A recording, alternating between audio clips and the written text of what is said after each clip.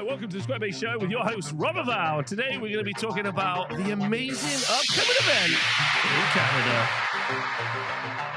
That's right, Rob. It's the Squarebase GT at X Planet Games in Mississauga. Let's go.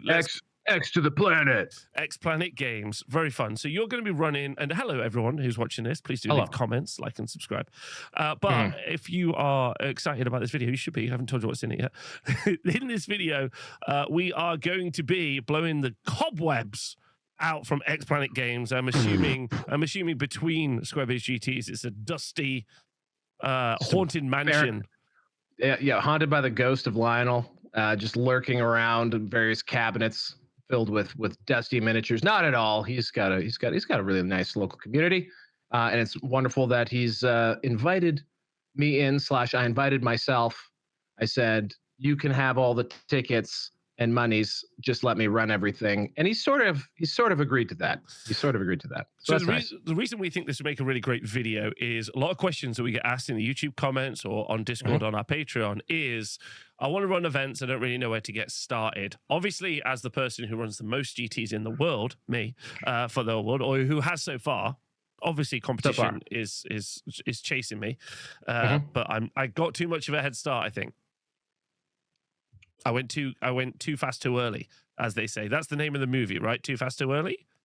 Is that a movie? I mean, that could be a movie. I think it's Too Fast, Too Early. Sounds like a disappointing porno.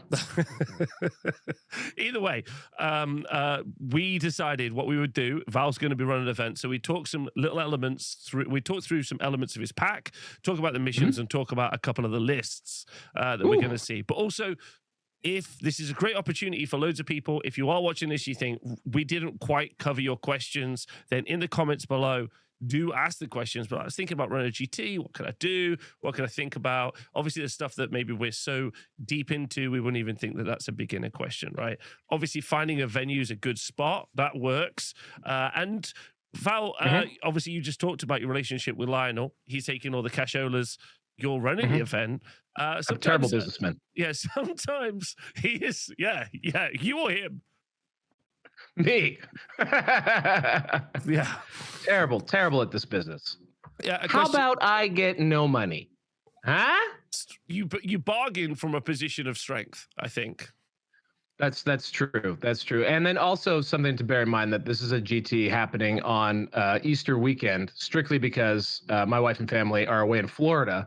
So I made everyone have incredible stressful conversations with their significant others and families as to why they're going to play a Warhammer event during a common family holiday. So, that's fine. I'm glad 26 people agreed that it would be a good time. Well, I'm also running an event this weekend, but mine's an Age Sigmar event. Next week, I'm running an Old World team event, which is very exciting. Then the weekend after that, I'll be in Canada with you playing in a team event. So it's all, I've got so much team events up my ass. I don't know what to do. Right up your butt. Right up my butt. So very exciting. So obviously find a venue, make a business deal with the people who run the venue. Then you need to do a pack. When you came to writing your pack for this event, which we're going to include links down below, Kaplunk. Sure. Yep. Yeah. No, I'm Kaplunking. We're Kaplunking on the show. Oh, we're Kaplunkers now? Kaplunk. But we can't put it there. I'm pretty sure the link can only be up there. Then we're gonna need to put something else up there. We're gonna need a new anyway. Kaplunk in the description, I guess. Yeah, Kaplunk in the when it comes to writing the pack, which will include Kaplunk, like what's your kind of like TLDR with writing packs, and what is a pack even? Ooh, Rob, breaking it right down to brass tacks. Yeah, brass tacks. A pack. So a pack will just be the document, the guiding, the Bible for the events. It's going to include all of the information that people need to know about where it is, what time it's going to be, what the schedule is, when's lunch. It'll include any sort of rules about the tournament. So like how it's structured, if you want to go that far, what the prizes are. And then often it will include what the missions will be. So what people will actually be playing and army composition, all that. So it's all the information you need as a player and as a TO to have straight in your head to run an event successfully. That's great. Yep. Yeah. And packs can come in many forms. Sometimes they're brutally long. They can be. And over Oh yeah, yeah, yeah. They can be very, very, very deep, and sometimes they can be quite light touch. Yes. And I think where do you like to settle? You know, light touch being a 0, you know, far too deep a 10. Where you at? So I usually start at the way too much end of the spectrum because I'm always worried about people having a question that's not been answered. And then I will look at one of Rob's packs and I will delete a bunch of things, or try and thin it out or get it down to more simplified language. There's a thing where people say this, and I don't know how true it is in Old World in my experience so far, but in 40K it sure was. No one reads the pack. No one pays attention to the pack. No one looks at it. As a fantasy football commissioner, I know I have a very complicated rules document. No one's ever looked at it. That's so it's usually it's for the TO first and foremost to know, so that way they know exactly what's going on. But secondary to that, it's so that players, if they are so inclined, can know exactly what's up. But yeah, so you want to try. I think when you're writing for like others for people to read, first, you're I think you probably want to get all the information out that you want, and then you want to go back over it and take a gut check for readability. Is it something that's just going to overwhelm people with text? Can you say things in fewer words? And then whittle it down a little bit if you want to get fancy. Yeah, I think simplicity is really the key, especially when people don't want to read it. I think another thing that people don't really know is that all packs are basically the same, apart from the bits that change. Like as an example, like a schedule is always in there where it is. Just general information, like the most basic information, which I don't even include anymore. It's just like for painting your minis, I say you must paint your minis. You know what that means. And if someone, but I always say ask if you don't know. But if you don't know what painting your minis properly means, I'm not writing you a 78 bullet point guide. Yeah. To painting your minis correctly. Timekeeping, sports, these are all pretty standard, simple things. Or I feel you and me, at least, Val, some people would disagree with some elements of it, like timekeeping. Some people don't put timekeeping in, but you and me are Some aware. people don't believe in time. Yeah. Games Workshop hate the concept of a clock. That's right. It's kind of a Doctor Who situation. So yeah, packs are pretty standard, apart from when you deviate away from a pack or something that's standard. So there's something you've done. You have made some amendments, right? So because obviously the pack that we link will give you a good guide as to what to include in it. But I think touching on the subject, if you are going to write a pack for an event or run an event, you got to make a pack. I like to make them super simple. I'm like, these are the missions you're playing. Here's the schedule. Here's when you need to be there. Paint your minis, bring your models. Like it always makes me laugh when they're like, bring dice. And I'm like, I don't know if I need that written, that you should bring dice. You know what? Like, yeah, maybe not. But you know what might be a good page is like a packing checklist for people, because there's a strong prevalence of ADHD in the community. So maybe just like a friendly list of like a little checklist that someone could tick off, or absolutely no one's ever going to do that. I don't know. I don't hate the overwritten stuff. I actually enjoy reading rules. That's one of the reasons why I love Warhammer. So I don't mind a girthy pack. The Canhammer Team Tournament pack is deep. For example, for the one in May, don't worry, Rob, we've got top men handling it. We will have most of those rules understood by the time you arrive. So I think it just depends. Also depends on your audience. Like when you're writing for others, the first question you should ask is, what's my audience? Is it a group of, like, is it a new community? Is it a lot of people who are just starting out in playing in sort of an organized event or a tournament? Do you have a bunch of like crusty tryhards who like are looking to like push the envelope and do need structure and rules that they maybe will push against? Like it just depends on your own local scene and what you think is necessary. For me, I'm probably somewhere in the middle, more than what Rob might put in a pack, less than what others might put in. Yes. I think which is fair. And just FYI, I think I also have a WhatsApp group. I put everyone in. That's true. Normally people ask each other questions. I generally don't get asked a lot of questions, but maybe there's a situation where like people haven't spoken up and said, I'd like more info. So if they're watching this, then do speak up. Why is it as an organizer? I know Discords are often popular for this, but I really love what Rob did with. So basically, if you attended an event at the TSN in Nottingham, you get added into a WhatsApp chat.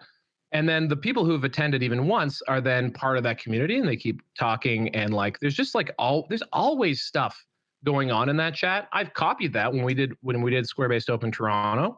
I created a WhatsApp group, and same thing. Now we have sort of like a chat for sort of Toronto and the GTA, and people have attended now 2 different Square-based events in the GTA.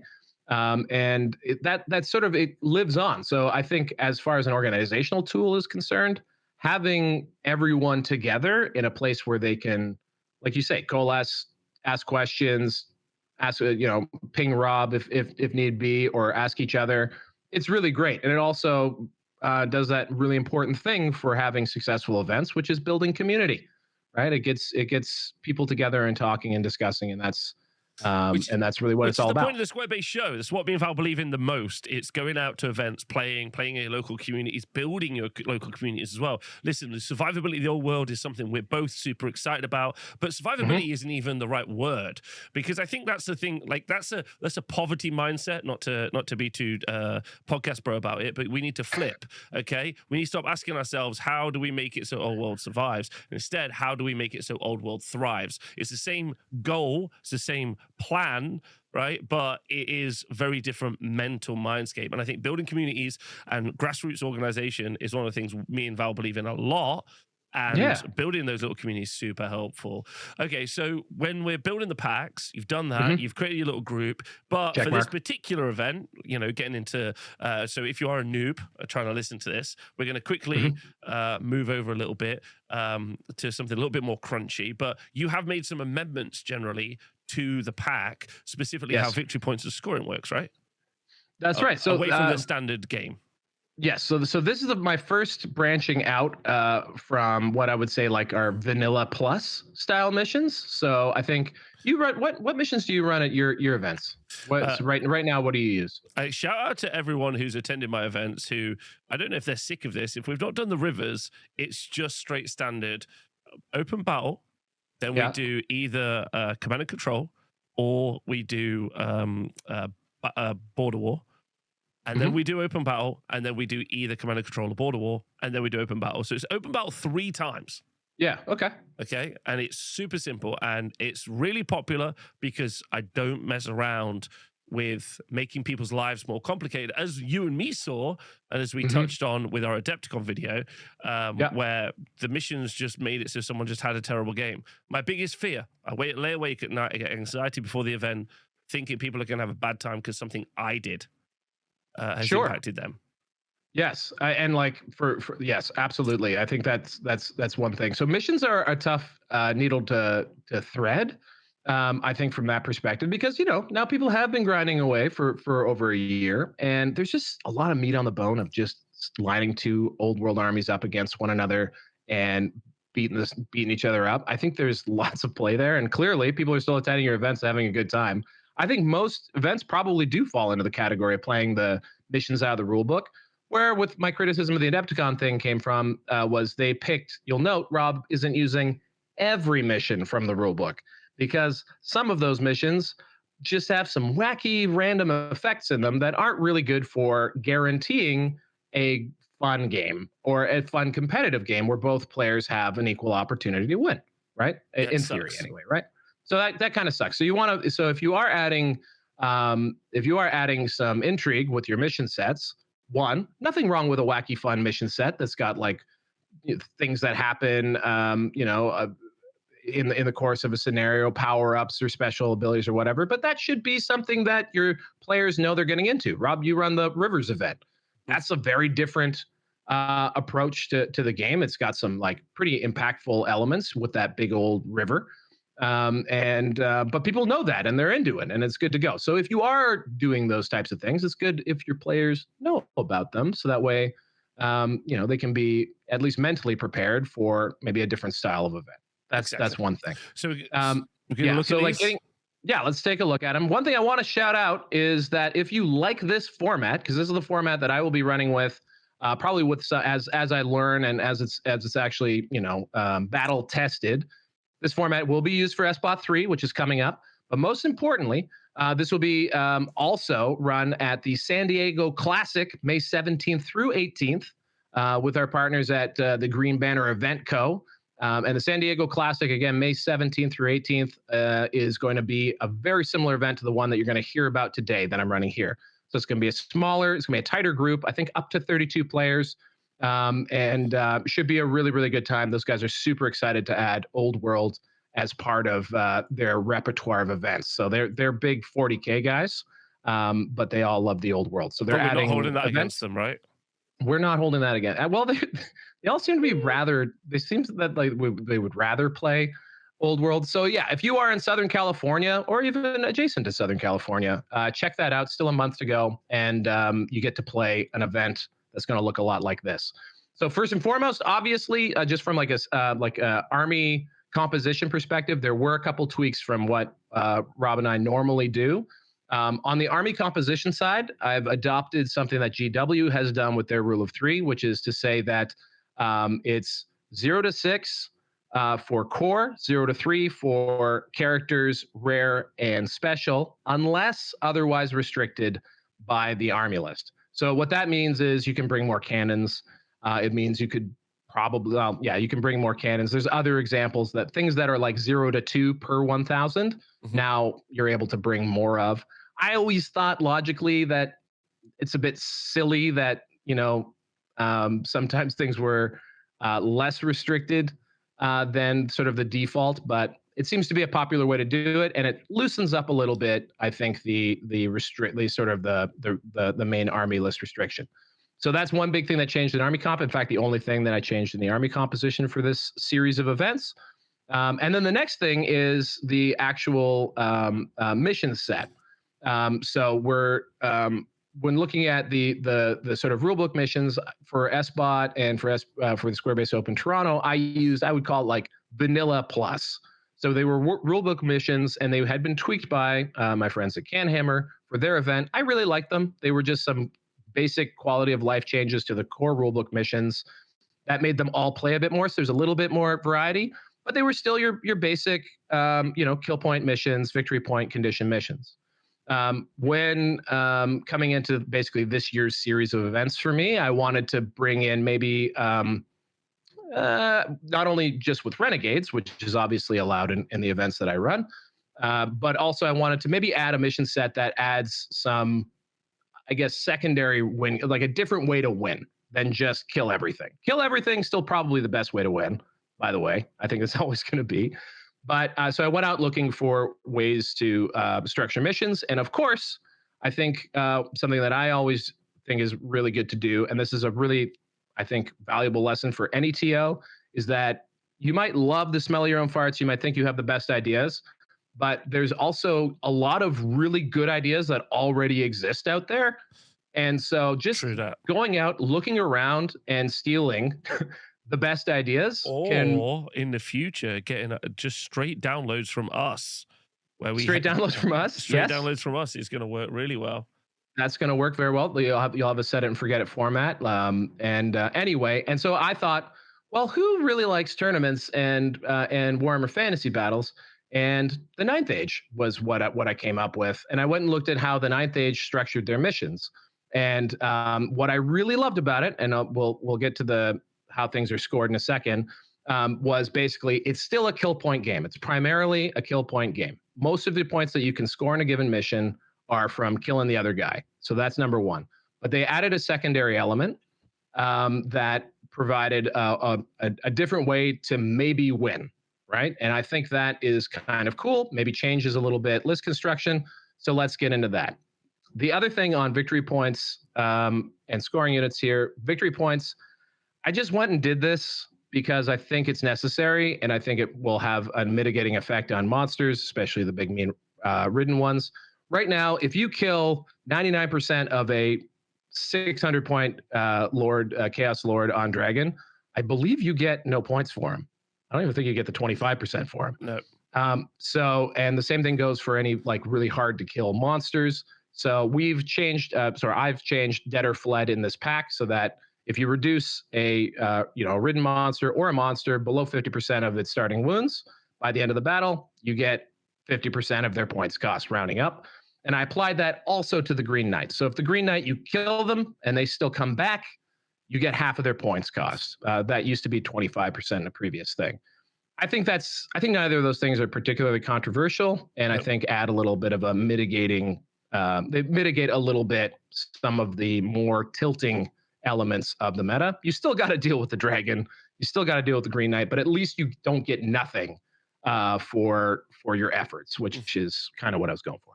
Yeah, I think that's really sensible. I like the idea of giving rewards that the Games Workshop themselves don't give yet. Understanding that, like, you know, it's so annoying having a dragon with only a wound left and being like, okay, cool, that's like a ton of points I didn't get, which sucks. So I think, yeah, generally super positive steps. And I think too, like with a lot of the, you know, anytime that there's a mechanic that people are like, ugh, about, usually it's because it's either non-interactive or feels bad, right? So like this just adds an element of risk to bringing a very expensive monster, because you can give up points, whereas before you didn't have to care. You could take that person right down to the wire and not give up any points. So that's it. The next thing is, because there's secondary objectives, or a secondary mission is how I term it, in every one of these missions, we needed to define scoring units. And this might be one of the situations where Rob might go cross-eyes. It's not as elegant as I wished it could be, but the reason we picked these is to try and make scoring units be sort of a specific category of unit, and not, for example, just Pegasus Knights. Or if we made it only core, which I toyed with, then some armies just don't have a lot of core options. And I also wanted to make sure, like, really good core if you take a character as a general. Yeah, exactly, right. So yeah, that's right. So like if you limit it to core, but someone is able to like make Black Orcs core, well, now you have like a really mean scoring unit that other people may just not have access to, other factions. So I think it was better to open it up to a wider range of units so that all factions had a good choice of units to be able to use as scoring units. However, that meant a few more conditions to prevent things like flying skirmishers being scoring units. Looking at you, Pegasus Knights. The other thing I really wanted to do with scoring units was make them have flags. I just wanted them to have flags. I think that also is a limiting thing as to what units can be scoring, is by making the standard bearer, like the ability to take a standard bearer, a requirement, means that you got to have a flag. And that also limits the units that can be scoring. We're seeing a lot. We're seeing a lot of units in game not take standards because they give points up, right? And generally, standard bearing units are infantry/cavalry units, which often don't see tons and tons of high end play.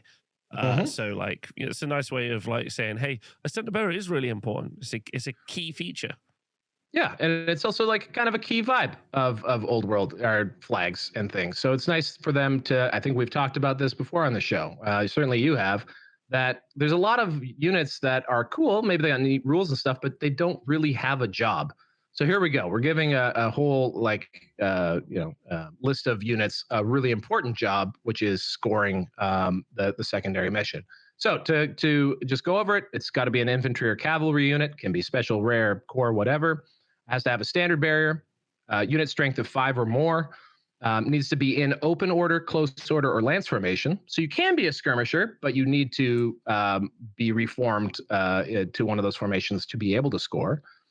Does not have fly X, is not fleeing, and got on the table for turn 6. So you can't find some way to stash them indefinitely and just sneak on the table. They got to be on the table at least one turn.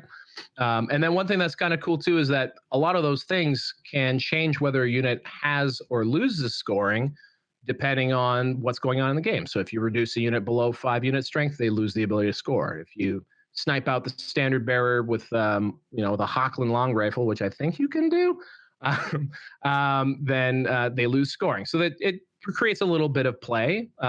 Or if you give a spell and like suddenly this unit of infantry can fly, they don't have scoring, but if you let that spell go away, or if it expires, then they gain it back. So it adds a little bit of fun, and adds a little bit of fun to scoring units, despite being an eyeful to look at.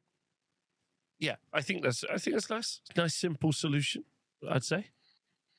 Yeah, I think it can be simpler, but we'll see how she plays out. I like how it on the whole, Preparation H feels pretty good. Go Yeah, ahead. I mean, the point about which we discussed, obviously, with the Renegade pack and some of the other conversations we're having at the moment, the reason I run my missions very standard and I don't really mess around with any of those elements is that what I'm not trying to do is make like a marquee event. Like, it's not meant to be Coachella, right? Instead, it's you go to your local gaming store and you play solid, understandable, exactly the missions that aren't rubbish, like to play against, and then Yeah. you don't have to take any more additional like rubbish on top of yourself. Not that this is rubbish. I'm not saying that. Like other information. Sorry, the rubbish was really the wrong word to use. I just meant other stuff on top of yourself. And so that's why I do it that way. I think this is also great. And I'd also like to look at that stuff in the future. I don't have all of my events done for the last half of the year, where I've already said probably going to be doing like 2,600 points, making characters only be 1,000. It's going to be a much more kind of aggressive, hey, I'm trying to really create and tailor the perfect game and environment for you. But similar to the Rivers, this is an attempt by you to make this what you think is a more fun on-table experience, right? Yeah, I think I'm hoping it's fun. I hope it plays out, and we'll see with the secondary objectives whether or not that pans out. But the great thing with this is that, like with Ninth Age, I'm hopeful that at least to some of the audience, it will be familiar and comfortable. So that also allows for maybe the idea of like, oh, I don't want to play non-rulebook. Maybe other people will help sell it for me because these are tried and battle tested missions. Granted, in a very different game, but I think the fundamental elements carry over. I think the other thing too is that I think I've said this a lot, whether it's whether or not use renegades or whether or not use restrictive army comp or whatever, it's got to be what you think is right for the people you're organizing for. I would be lying to you if this is driven by much more than what I think what I would like to play at as far as an event is concerned, something that I would find more interesting at this point in the development of Old World. And so like this is a very selfish pack from that perspective, but I'm hopeful. That's also following along with some greats, right? Steve Jobs always said, I really want an overproduced and arguably not as good phone as many of my competitors. Make it happen. Make it happen. But it turns out that was the right call. Right. There is something to be said about people, they don't necessarily know what they like until they've got it. So or Steve Jobs tells them. Or Steve Jobs tells them from the grave. He's dead. Yeah, super dead. Yeah, like dead for a long time, actually. Yeah, it's actually Tim Apple who's the CEO now. Tim Apple. Tim Apple. Okay. So, my heart hurts. All right. Okay, so the next thing you wanted to talk about was the differential scoring system and the secondary missions, right? Because again, one of the things, if you are new and you want to attend events, one of the things you should be trying to do is work out how to win. It's actually why one of the first videos I ever made for the Old World is how to win. It's actually a really good one. It's actually it's actually a core question you should ask when you play any game. Hey, they're like, guess what? You can put this card out and do this. Amazing. You can bring these units from there. And I'm like, that sounds great. But how do you win the game? Because in some cases, like for instance, at Adepticon, some of the missions you weren't even killing everything, didn't even win you the game, right? It was just about holding objectives. So in the doubles, that was the case, right? Like some of them were just 100% objectives. But I think so for me, I really love kill points. I think that's one of the reasons why this model really appeals to me. And I think there was an event in Cardiff that used essentially this differential scoring setup. And for those of you who aren't familiar with differential scoring, this made me go cross-eyed the first time I saw it as a player. So worthwhile to just explain. Differential scoring basically starts with the highest potential score being 20-0. And the way you get there is not by just killing points, but killing more points than your opponent. So that's the differential that you're actually scoring. So it's not enough to just to both wind up. You're not going to get a 20-0 if you both wind up with one model left.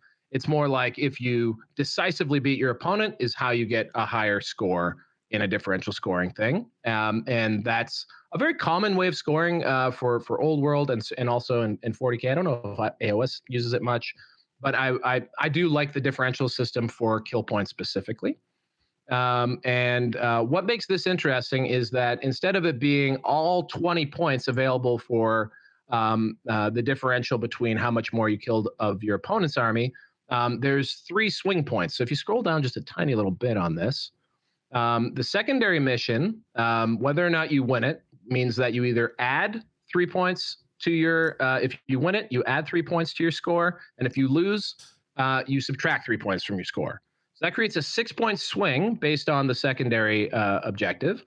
And that to me is pretty cool, because that means that, for example, you could be you could play the game in a way that say you're shooting for a draw instead of for the outright win. And if you just focus on winning that secondary mission, staying alive and keeping the points close, and then focusing on winning the mission, that creates hopefully a different way to win the game. So instead of it just being about raw power, what's the most efficient thing I have for killing stuff, now there's this other way that you might be able to find a way to win the game. And yeah, let's see what let's maybe have a look at some of them and what the secondaries actually look like. Okay, let's do that. First mission we've got. So normally in a pack, sometimes a pack will just reference different missions from the core rulebook, or as in this case, you will have some designed missions, right? And so this one is just set up like the regular old open battle, and then the secondary mission is essentially just controlling the center of the table. So if you have more units, more scoring units, controlling the center zone at the end of each turn after turn 3, basically you score a point. And the goal is to control that center objective more than your opponent. And if you do that, you win the secondary mission. So really, this one is very close to, I think fundamentally it will turn out like most open battle games would turn out. But the idea here is that we're getting our feet wet. We're getting used to the idea of there being a secondary, make it real easy. Lovely. That's it. It's a nice simple one. Plus also everyone loves a party in the middle. Also based on Games Workshop's core rules at the minute, there's like a 12-inch radius dead zone in the center, or 24 inches really all the way across, where there's no terrain. So it's a nice simple one early doors, which I think other people could just replicate at home if they fancied. One tweak actually, I added to all of these missions because I didn't actually notice this, but the winner of the roll-off gets to decide whether they go first or second. So right now, the winner of the roll-off in just the regular missions just has to go first, and there's no choice there. With the secondaries, sometimes it's actually advantageous to be the last person to be able to jump on, especially if it's an area-based objective or something like that. Being able to go second actually sometimes has an advantage. So I added the ability to choose, and I feel like that's actually I like that better. I don't. Hit me in the comments. Is there a downside to giving a player a choice of going first or second? I don't know. There's a bunch of different reasons. I was thinking about this morning in the shower, of all things. Oh, I like thinking about you in the shower. But I think it's because I was thinking about my list for the GT that we're playing at in a couple of weeks. And I was just thinking, if you did multiple ridden dragons, as in 2 for chaos, like you feel like you just go to one big core block and you're done. Then you're like always, because you'll need one other drop, right? And then you've got the most chance of getting the +1. But I think I'd rather go like MSU, tons of dogs, and then put the dragons down last, seeing where they're going to put them, versus I prefer lose, because having the tactical advantage on the table feels like a better, this is so unnecessarily techie, feels like a better shot than getting a +1. Because if your whole trick is getting +1 and you don't go first, if you're like, I got to go first, and you don't go first, then that seems like a bad decision. Does that make sense? Yeah, I think it makes sense. It also just depends too on whether you have the option to go first or second, but also, do you expect to be playing into opponents that it's a bad thing if they get all Super Saiyan after one turn, or them taking the mid board would be inadvantageous to you. I guess those are part of the balances, but I don't know. I think yeah, I'm gonna see. I like the idea of being able to choose. I think it just adds, again, a choice, and the more choices you make, the more you interact with the game. That feels like a better game. That sounds not only like a Toy 10, but our new series coming soon from Square Based, Tactical Toy 10s. Tactical Tight 10s. Tight 10 Tacticals. Toy 10 Tacticals. Who knows? Yeah. Let's Tactical go for Toy it. 10 Tips. Oh boy, I love alliteration, so I'm all for it. The second mission. Now we're getting into some wackier deployment zones, which is also something I liked about stealing from Ninth Age. Is they had some different layouts. The secondary mission on here is something that is, I think, common to a lot of GW players. The idea of like behind enemy lines. What's cool here, though, is that built into the deployment is that 2 of your scoring units can be given ambush, essentially, but they can only come into the short edge on your right. So in this case, if we're looking at deployment zone B, they would be able to ambush up to 2 units on the sort of the right short edge, and they'd be, under 18 inches away from deployment zone A. And the way this one works is similar to the first one, where you want to have the most amount of scoring units in the deployment zone for longer. So basically, after turn 3, you want to try and win that deployment zone battle. And I'm really curious to see how this goes, if anyone does ambush. But I thought adding the ambushing deployment option, again, just stolen right from Ninth Age, gives armies that aren't necessarily super quick the chance to compete in this mission if they like. Yeah, it's also, you can do some really fun stuff with keeping your units in reserve, right? Like, it's a fun, interesting little gambit, which I think many people like to mess around with. Also, great narratively, if you were to just like expand on this, like the mechanics, write a little bit of a story beforehand, turn it into more of a, give yourself a little bit more pomp and elegance around it. You could have some real fun. Yeah, see, that's over to you, Rob, on that. I love the idea of making like string for other TOs, like stringing together your 5 missions as sort of a story, right? So that way you're sort of playing through them. But to me, I don't know. Usually I don't read the flavor text, at least not the first time I read. I want to know the rules, right? So it's, again, what appeals to us as individuals. There you go. Mutual encroachment, round 3. This is a very similar deployment to open battle, just a little bit tighter on the sides. If we scroll down to the secondary so I can be sure which one this is. Oh, this is cool. So both players choose a terrain feature that isn't impassable terrain and is not fully in their deployment zone. Both players may choose the same terrain feature. And then basically, player captures their opponent's terrain feature if any of their players' scoring units are inside that terrain feature at the end of the game. If a player captures their opponent's chosen terrain feature while not allowing their own to be captured, they win the secondary mission. So this is fun. So it's rather than having like a marker on the table or something like that, you're battling over a forest or a hill, and it seemed fairly evocative for me on that one. And on this one, up to 2 of your scoring units, if you wish, can actually be deployed, basically sort of almost with scouts. So up to 2 of your scoring units can be deployed on their half of the battlefield and fully within a terrain feature. So you can actually use that to get the jump on your opponent and actually get a scoring unit in that terrain feature quick. Although they better be pretty tough because they have to survive the game. I don't know if it's a worthwhile gambit. I'm really curious to see if anyone actually does do that. Just jumps right on it immediately. Yeah, because they got to last all the way to the end. It'll definitely be fun to hear all of the tales and the little roundups of what does happen at the event. Yes, yeah, I'm looking forward to seeing what happens when people start playing this. And there's a lot of people, again, like with Ninth Age experience, that would probably have like already preset ideas about how to do this. This one is Spoils of War, and on this one, this is an objective-based mission where you actually pick up the objective marker, and it's controlled by the unit and moves with the unit. So again, it's sort of like stealing the loot or what have you. And if we scroll down a little bit, just so I can see the secondary mission, I just want to see, because I've already forgotten. If we keep scrolling down, in the game, the player with the most units carrying markers wins the secondary mission. There's another one that's kind of cool where you actually have to move the marker into a place. So you can't just have it, but you can move it. You have to move it somewhere to score. I considered that, and that's why I needed to check if that's what I put in there. But this is again bog standard from one of the Ninth Age secondary missions, and seems fun because you can be holding the objective, get it knocked loose, and then you get a little bit of blood bowl as you're fighting for the loot, which is fun. And then on deployment, I don't think there's any specific stuff to this deployment map. If we can scroll down a little bit, I'm pretty sure. Have you designed little tokens for people for their little loot? Maybe Absolutely not. Maybe a gobbo with his ass out. A loot I would fight for in the old world for sure.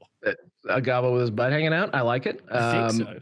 There was someone at Salute gave me a model that they'd sculpted, which was the gobbo was not only ass out, but it was like he was showing the sun. He was letting you see right into the dank hold if you catch my drift. Where the sun apparently does shine. It does shine now, new. One of my favorite assets ever on the Honest Wargamer was the streaking Roblin, where Rob's goblin form was running naked across the screen. One of my favorite things. Loved it. He was so naked. He was very naked guy. Very naked. And then, so what's next? What is next? That's such a great question. Spearhead. Oh no! Here we go. Round 5. Rob rattled. So this is a different form of Spearhead. So on this one, the players are actually going to place their own objective markers. So each one gets one objective marker, and then I don't know what the conditions are. I think it just has to be on your half of the deployment, outside of your deployment zone. If you scroll down, I could tell you. But you notice that it is sort of divided into three sections, and essentially each player, when they choose their deployment zone, picks one of the three tridents, one of the thirds of the battlefield, and that is your that is your spearhead area. And essentially, anything you deploy in there gets Vanguard, but not if you have fly. So you can't use fly with your Vanguard move. So on this one, your deployment zone's a little further back, but in that Vanguard area, you are able to move up a little bit more. So just a little bit of an interest there as to where you place your marker, as well as where you set up your Vanguard units. And this is the final battle. It's objective based. It's got a little bit of movement intrigue at the start of it, and but ultimately is a little bit like that sort of open battle vibe. You're tilting. You're tilting off against the opponent, which I like. That is really fun, especially for like those big moments. Especially like and you have how many players playing at this event? 26, including myself. 26. Okay, so very likely to just end up with 2 people right at the end battling against each other. Ooh, a tense final moment and a final round. So again, this is a great snapshot for the people who are here for like the more crunchy kind of look at some fun missions and Val's kind of take on like a nice twist, and it'll be really fun next week to hear exactly how you felt these missions went, maybe get some thoughts from the people participating, etc. As we know, you do love a survey.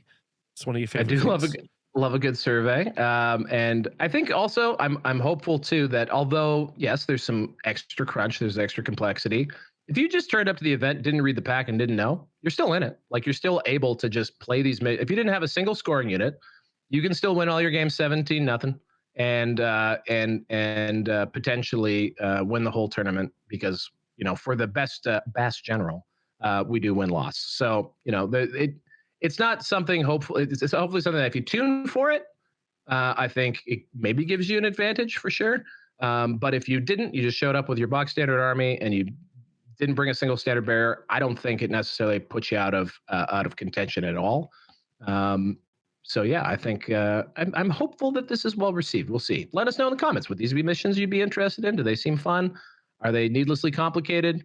Let me know. And if you are fans of other mission sets, I didn't look at Kings of War. I know there's also Last Rite of Kings. What's that one? Oh, bloody hell. Anyway, a very popular rank and flank game. There's a number of them out there that I'm sure would provide really great ideas for further missions, including old mission packs and campaign packs from Games Workshop 2. Yeah, for sure. So yeah, lots of things to choose from. Yeah, super fun one day to go through all of the old End Times missions and stuff and recreate. I've never actually read those. I wonder what those are like. They're fun. They're super fun. Okay, so Cool. normally when you attend an event, not only will you or run an event, if you're running an event, you need to set up some sort of way to organize those players. Obviously, the most popular worldwide, and the one I suggest, is pen and paper. But some people use some of these newfangled technologies. That's right. Specifically, you got, I think, New Recruit has a way to do it inside of it as well. Yep. But the most popular by far at the moment is Best Coast Pairings. That doesn't mean something can't shoot into second place.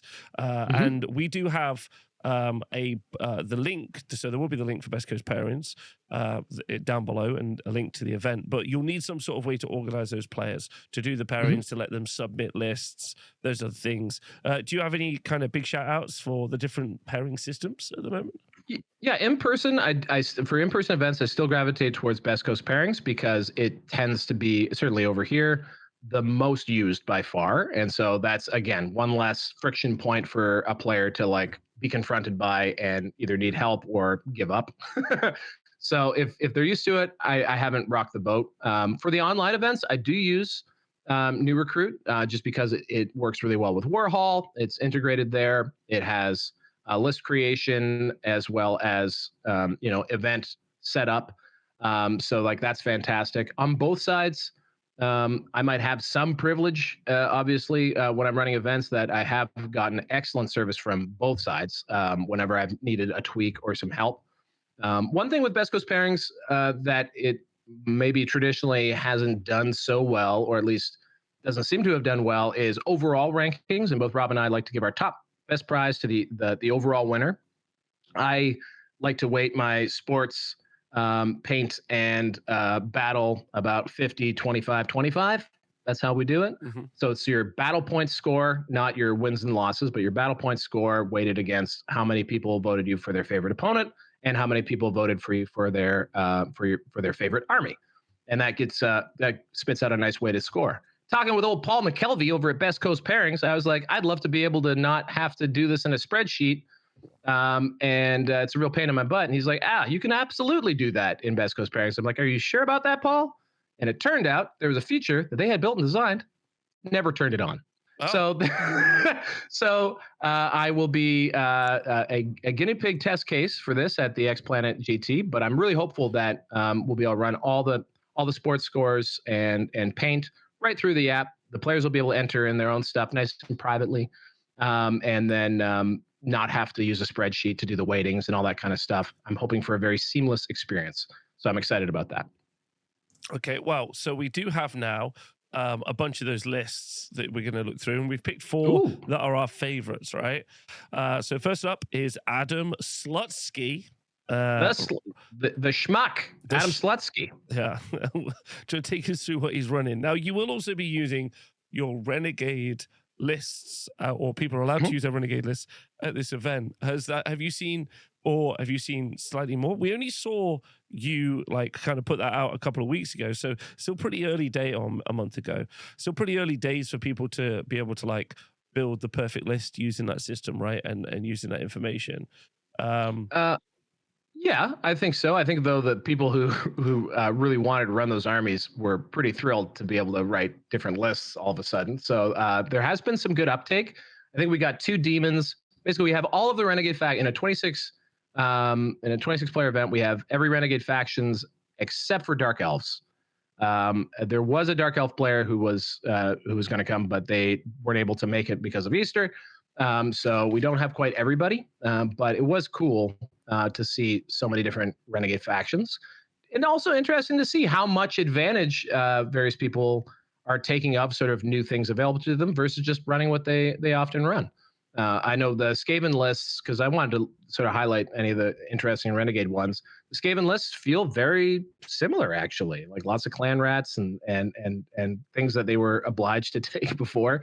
And I actually even reached out to one player. I was like, "Are you sure you want to take this many clan rats?" He's like, "I love my rats. Get away from me." I was like, "Okay, cool. Hey, all good."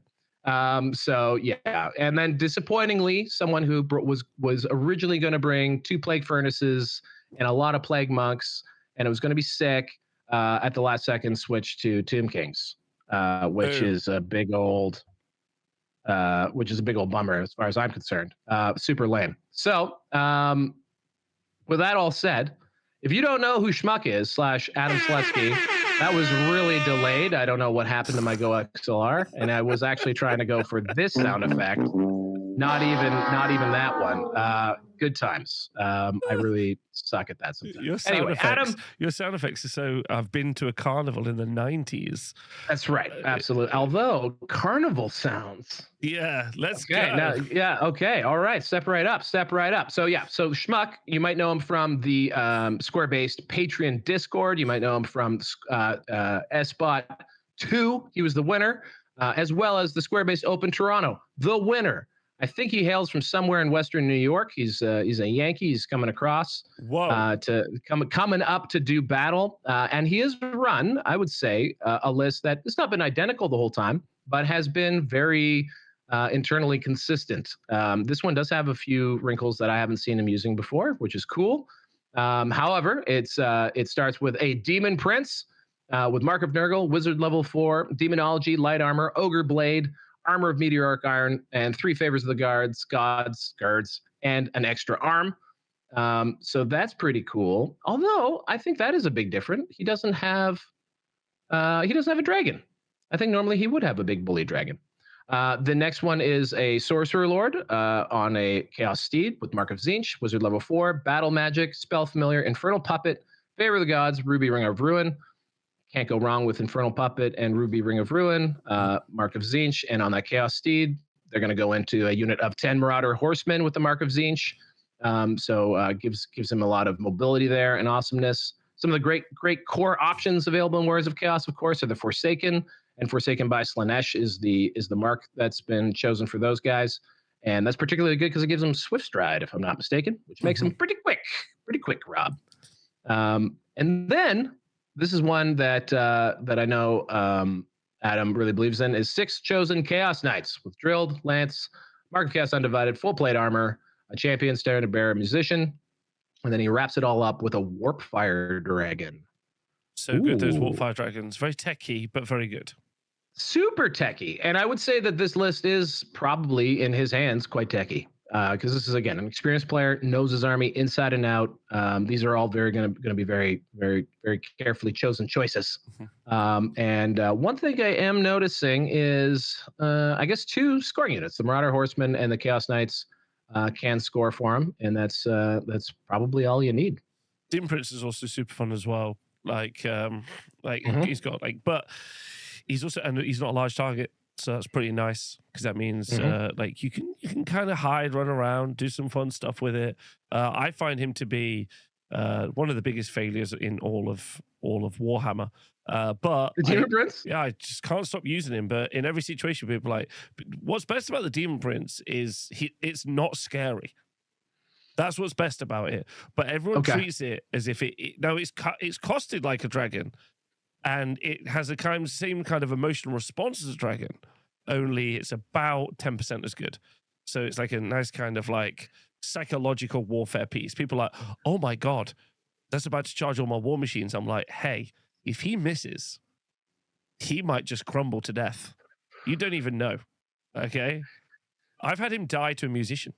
So I think your mileage may vary, Rob. I think I think there are a lot of people currently running to the comments to stand up for their personal Demon Princes and their experience with the Demon Prince. They're not. It is a well-regarded miniature with a lot of utility and the ability to do a bunch of different shit. I am interested in the fact that this one is running Demonology, very spicy. which is not battle magic, which is what I often have seen Demon Princes do. Okay, like the one time I can clearly remember, which is from over a year ago. So anyway, a very cool list, and obviously the clubhouse favorite to win it all, because a very cool guy and a very good Warhammer player indeed. So I can't wait to see what kind of wild shit he's pulling off with all this stuff. Okay, right. Next up, we've got you say this, so I don't get it wrong. I'm going to say Attila Jancic, and running his been dead since 6th Ed. Vampire Counts list. There are 3 Vampire Counts players, myself being one of them. However, Attila is the one that actually took advantage of some of the Renegade changes. And I thought also this kind of highlights one of the things that running, a tuned up Vampire Count kind of forces you into, and you'll note, I'm pretty sure, yep, there's no mortis engine here. So although still got the level 4, still have the battle standard bearer White Lord, no mortis engine. So let's get into it. Vampire count, cannot count. Okay, all right. I mean, I'll give you points on that one. Hand weapon, plate armor, yeah. Shield, level 2 wizard, general, abyssal terror. So not on a zombie dragon, but the abyssal terror. Crown of the Damned for the 4-up ward. Lore familiar, giant blade, master of the black arts, dark acolyte, lore of illusion. So this bad boy right here is going to be casting as a level 3 wizard. It is also able to do invocation of Nehek, I do believe. Yep, because it's got dark acolyte at level 3, thanks to Renegade. And it was rolling on an abyssal terror, which is your wyvern equivalent ridden monster. And also with lore of illusion, can cast some pretty awesome stuff if he rolls it up. Of course, getting 5 selections from that thanks to the lore familiar. Overall, pretty cool build. It is going to be scary in combat as well as a caster and support piece. But that's what one version of the vampire count looks like, and it's just a little bit more affordable because of the abyssal terror, and so you can squeeze it in there. Next up is the Master Necromancer. This is a level 4 wizard on foot with a spell familiar, Talisman of Protection, Scepter of De Noiro, Dark Magic. Dark Magic. So no necromancy in this one at all because there's no screams. This person is Scepter of De Noiro allows them to raise twice at level 4, and then a Right Lord with heavy armor, shield, battle standard bearer with a war banner, skeletal steed, and the Helm of Commandment, which gives buffs to weapon skill. And then in core, we still have the big old chunky unit of 28 Graveguard. With obviously great weapons, standard bearer, musician, and the seneschal, and then 23 zombies with a standard bearer. So it's a scoring unit. Scrolling down a little bit, my homie. We've got another unit of 23 zombies with a standard bearer, 3 fell bats, and 3 fell bats. And then wrapping it all up, we got 9 blood knights with full plate, shield barding, drilled, a Castellans with an obsidian lodestone for a little magic res protection, a standard bearer. The Drakenhof bearer is here, not with the Graveguard, but here. So that's giving them a 5-up regen in addition to their 2-up armor save. Not too shabby. What do you think, Rob? Good. Some good armor saves, some good speed. Different to how people would expect maybe Vampire Lords to play. So that's going to be fun. Might play into people's hands. A lot of stuff to get bogged down on, like the zombies and the Graveguard and the Fellbats for flapping about. So yeah, pretty fun, nice and dynamic, some big blocks to hit, and obviously a lot. If spells go well, then it's going to really ramp up. That's right. But this is a Vampire Counts army without any screams. So bold choice from Attila. Wanted to shout that out as well. I am correct, right? Yeah, there's no tomb, there's no Banshee, there's no Terror Geist, there's no Mortis Engine, no screaming whatsoever. This is just all vamps. Despite it actually having a lot of the same pieces that you might see in, say, my list, I just don't have the vampire count. I got the Mortis Engine and some Banshees. So I'm a loser. So this one seemed more fun. Going over to Lizardmen. You want to read some Lizardmen, buddy? Sure. John Frith is running a Source Old Blood on a Carnosaur. He's got the Ogre Blade, Talisman of Protection. It's a big fighting man. Slan, and he's got Becalming Cogitation, and he's the general, obviously. He's a Battle Standard Bearer as well, level 4. All of the eggs in a basket, running Elementalism with a Lore Familiar and Ruby Ring of Ruin. He's probably going to go inside that big block of 16 Temple Guard, as the Renegade list lets you. 2 Basiladons, and then 1, I think it's 5 units of Skink Skirmishers with Javelin and Shields. One's running Vanguard as well, but very fun to see that little unit pop up early doors, and then 7 Cold One Riders. So nice and compact, lots of MSU, or multiple small units, which I really like, especially 50 points, really fast Skink Skirmishers. They're annoying to get rid of. Small Arms Fire is going to struggle. That's 10 wounds as well, so even things like Fireballs aren't necessarily going to like punk them out. And then they could just block up the board, stop charges, or redirect charges. So that's really nice. So you can do a lot with it. So a pretty fun, compact but solid list. Yeah, and I think I'm really curious to see one thing that actually convinced me to expand what can be a scoring unit was actually Lizardmen, because they don't have skink cohorts. So they would have been forced to either bring like units of Saurus warriors, which they finally don't have to bring, or just not score. So that didn't seem very good. And the other unit they do have that can be scoring that's pretty gnarly are the Cold Wind Riders, especially now that they have their old cold-blooded rollback, because they're stupid. So being able to do a stupidity test with the old-fashioned cold-blooded, which is roll 3 dice, drop the highest, makes them a lot more reliable, not a little more reliable. And I am super curious to see, because the Cold Wind Riders are buckets of attacks. They're actually, I don't know. I'm excited to see if that unit does some work. And of course, it will be great to see a nice Slann floating around with his Temple Guard bros. Love a Slann. Love a Slann. Nice slice of Slann. And the last list we thought would be fun to look at was William Gibbons running Chaos Dwarfs, because I'm a Chaos Dwarf stan.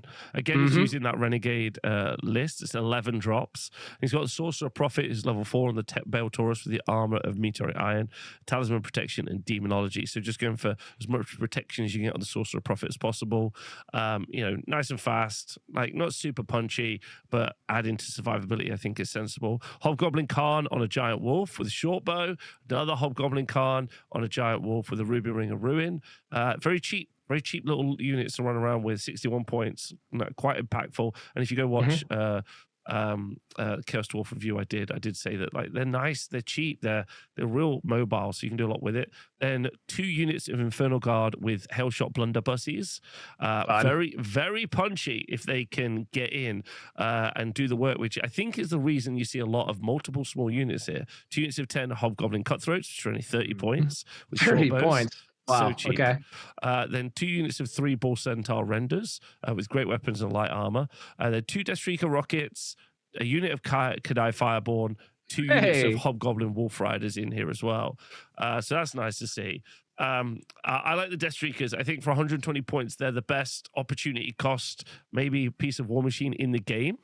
Maybe not, like the reliability you get from some of the other War Machines is much higher, but it's D6 damage when it lands. So yes, that is nice. So there's just a chance that you just punk something, which your opponent has to respect, right?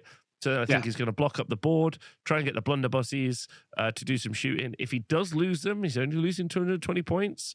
So that's fine. Everything's small. I like these lists. I've written a Chaos list that's similar. That's all like 200-ish or sub 200 points per unit. So again, there's only so many activations and charges big giant monsters can do.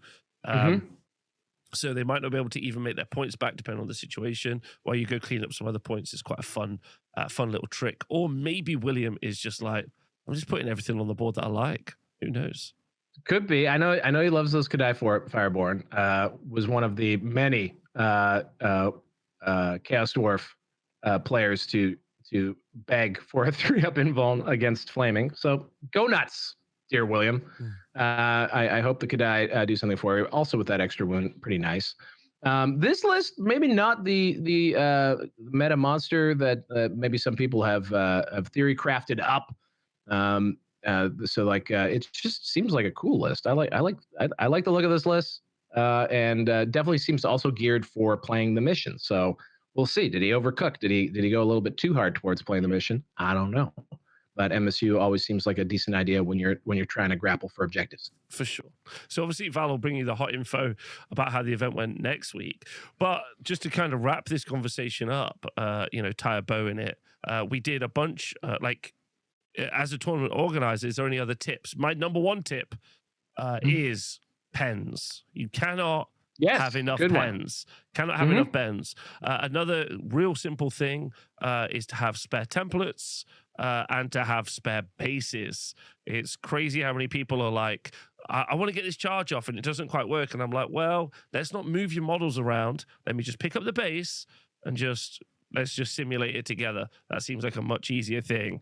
So a bunch of spare bases, especially for like the big models, right? It's a nice simple thing to use when you're running events. Also painkillers, but only for yourself. I'm not sure, like, unless you're first aid trained, you can give them out. mainly. Drugs. You want to bring lots of drugs. I said painkillers. I said painkillers. Very key. Yeah, maybe some. Hey, what's ayahuasca? What's that? That's a psychedelic substance, man. That's a hallucinogen. Some sort of tea, I think. Not okay, that. not ayahuasca. It would be probably a little hard if you're suffering total ego loss to keep up with the game of Warhammer. But hey, you know what? Different strokes, different folks. Or to feel It works confident for your, night goblins. or to feel confident about your decision making. Like, is this how this works? Yes. Or maybe you just like open up a whole other door of perception and be like, see the game in a whole other fucking verticality, man. I tell you, one of the things that I've really learned to be really open about, especially with the old world when I run events, is someone will be like, hey, Rob, there's a weird situation here. I know good old Andy 2D6 loves to ask me a question. Absolutely loves it. Shout out to Jack, who also loves to do it. Because they're just like, hey, Rob, we got in this situation. What do you reckon? And a real adult thing to say is, lads, I also don't know. We're just going to work it out together because that looks confusing as hell. Right. And even though I feel self-confident about the answers, sometimes I'm like, I'm going to look it up. Like, let's look around. And I think that's how an event should be. You should try and be collaborative, have discussions. Sometimes I'm also like, guess what? I get to make the decision. Just do that. And when they say, what is the evidence for that? I say, doesn't matter. I've just said do it. I am the law. Well, I don't mean like that. I just mean so that they can get on with the game. Of course. Right? Because and I think this is interesting just from so this is like from a managing the actual event perspective. There's a couple different ways you can approach it. Like one is, I think, the referee style. So like if you look at soccer or if you look at baseball, the umpire, it's a little different these days, but like traditionally, whatever they say, whether or not it's right or wrong, is the way the rule works in that game at that moment, right? So like, and the word of that referee or that judge is final. Like, and if you argue with them, you kick dirt, you have a tantrum, you get kicked out of the game. So I think that's not a bad way to approach it as a TO and as a player, being understanding and being like, hey, for the sake of getting this game, like we're going to go with the ruling as it is. We can do our research and cite our citations later. But whatever that ruling is, I think as a player and as a TO, you just got to go with the best one you have sometimes. Now, on the other side of that, you could do what I do, which is be always afraid of being wrong, never like being wrong. And so just outsource it to the biggest rules nerd you know, which in my case is Shane from Oss in the Discord. And often he's my, TO judge and like incredibly helpful person in running SBOTs and in-person events around here. Loves it. Also is able to have a good balanced conversation about rules, can see it from both sides, but is confident enough to make a ruling when he needs to. And also shout out to him because we went line by line on a very detailed FAQ, which will be updated to the internet for folks to use, that at least provides like a base ruling for a lot of weird situations. But like, I don't think you necessarily need to have that level of granular detail. It's a nice thing to have, especially if you're the TO and you want to be able to know how you want to handle a given situation that's coming at you. Yeah. There's some complex rulings, but also like I wanted it to be clear.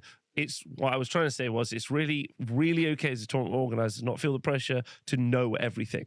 You can just be like, hey, I'm just here for the vibes. And most people will just be like, that's great. I'm glad you've been able to organize a space for us to play, put some stuff on and do that, especially in your free time. That's okay. When you get to the stage where it's professional, like, you aren't, listen, Val's charging $70, $90 for this event or whatever. Lionel is. $70 Canadian. Yeah. You are not getting a professional service for $70 Canadian. I apologize. Okay. So wind your neck in as well. Like, I don't know what planet you're living on where for $70 Canadian, you're going to get someone who's like, yeah, I know everything. You're lucky that there's terrain and a mat, right? And it's not outside in the desert. Okay. Listen. Okay, let's check our British pound privilege here. $70 Canadian. That's a good that's a good amount. It's 2 days, buddy. I rented 2 days of awesome entertainment. I oversold an event over Christmas, and to make it so that some kids could play, I had to book the room next door. Right, in the building next door. It cost me £350 for 8 hours. Jesus. And I was like, what? He's like, yeah, it's about the going rate for what rooms are. I was like, no, it isn't. Like, I've got 4 tables in there in a room twice as big, and I get Yeah. like a third of the money. He's like, "You're an idiot," and I was like, "Wow, I'm an idiot." Perhaps we're terrible businesmen after all. You're getting no money. I'm only getting a third of what I should get. We're terrible at this. But yeah, like, hey, I just wanted to say to TOs who are budding TOs, like which is kind of the point of the video, is just be really kind to yourself. Just say to people, hey, I'm going to try my hardest, but I'm not going to know anything. Ask me some questions. If I fuck it up, you're not paying for top line quality. So like, we're here as a group, as a community, especially for building communities, building little groups, building little clubs. Like, you've got to just put your heart out there and say, listen, not perfect. I'm just trying to make something happen. Because if you're the force, if you're the engine, stuff will happen and people will do stuff around you, and that's super exciting, because that's what we like we said at the beginning, grassroots, more little clubs, more little communities, more little events, really healthy for all of us, right? Absolutely. And I think too, for those folks who are like a little tentative on going to an event, I think something to bear in mind is that like the old world scene, at least the ones that I've participated in, that includes Adepticon, and that includes events around Toronto and Nottingham, all over, is very collegial. So like it is very much most folks are, they have some grip on the rules, but where where rubber hits the road and you get into those weird situations, it's usually quite collaborative in trying to figure out which way it's going to go. That's been my personal experience, and I really do appreciate everyone who has been going to events. And obviously, there's going to be some folks who aren't super chill about things. That's just the way dealing with human beings is. But for the most part, I think when you get to those tough situations where there isn't a clear answer, or the clear answer requires referencing a book for 20 minutes, where you can just be like, "Hey, you want to 4-up this?" and move on with our lives. And that sounds like a cop out sometimes, but often for like very granular, minute details that ultimately don't have a massive impact on the game, it's a great way to just move things along, or have a TO come over and give you their gut call on it. So yeah, I think just everyone's doing their best, and is just at this point, I think, still super excited to just be playing this game again, which is awesome. Yeah, for sure. It's so exciting to have everyone playing. So listen, if you do get inspired to run an event, let us know in the comments. If you've got any more questions, let us know in the comments. If there's anything we can provide. And me and Val, over the next few weeks to months, are intending to create a lot of resources for tournament organizers, so you can help build up more community stuff in the future, which is fun. Because I know there's loads of new people in the hobby who are just like, how do I make this happen? So we're going to make that happen. Loads of love. Thanks for watching. Shout out to Val. I hope you, do the best thing that can be done at an event, which is win your own event. Win your own event. Let's go. Let's go. I've had that delusion of grandeur. You know that's crossed my mind. Let's go. Let's go. So that's important. I just don't know what to bribe a Canadian with. So I know, like, when I go to the United States, I give them maple syrup. I have no idea what to give Canadians. Maybe I don't know. Money works, because I've bribed Lionel a lot of money to put you in the darkest corner of the venue, make you I've told him to ramp up the heat. He's going to keep making loud noises with you, keep asking you questions. Like, he's on the game to throw you off, because after you became world champion the other week, I need to slow the train down. That is important. That is important to do that. Also, final plug, shout out. I haven't even told you this, Rob. I'm going down to the Fuck Bunker, heading down to Mini Wargaming tomorrow on Thursday. I will be live on stream playing one of these missions against Steve, who colluded to create a dwarf list with Richie. So I'll be live, probably losing to Steve the Mountain at one of my own missions, using the triest hard list I can possibly come up with. So if you want to see me do that, that's tomorrow, I think, like 6 o'clock Eastern time. Okay. All right. That's pretty exciting. I don't know if this video will leave me out by then, but let's see. That's the goal. Okay. So no problem. Let's see. I hope everyone had a great time watching the video. Please let us know what we could do in the future to make your lives better. Stay square best, and we'll see you soon. Bye-bye.